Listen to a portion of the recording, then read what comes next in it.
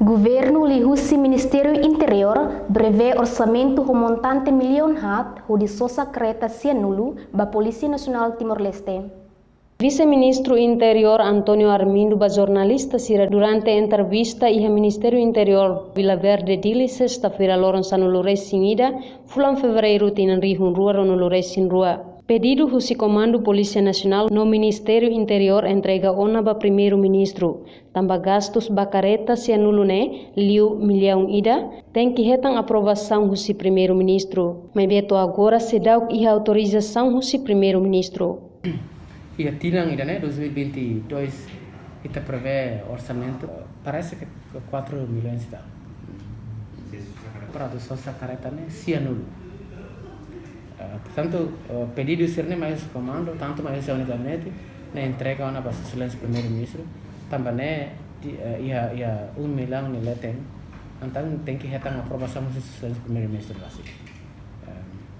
Até agora será que a autorização do silêncio. Portanto, pedido todo, processo todo me hendet quando a autorização do silêncio primeiro-ministro ia está avançando.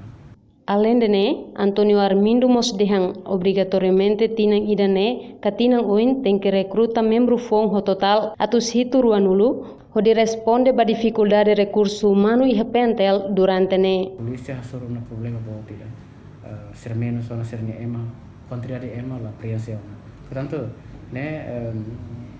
hakara kalakoi 2000 pelo menos 2023 tem que recrutar. Bahau pessoa tem que recrutar. Dia que recruta é 22 né, mas também lá consegue, tem que pelo menos tem que recrutar né 2023. A situação até né foi ainda kau lori orçamento né vai a crop a cara recruta né ato situ ruanu tinang né. Portanto lá consegue né parece que a proposta mais do comando tanto hau ato lori ba crop 2023 tinha nessa.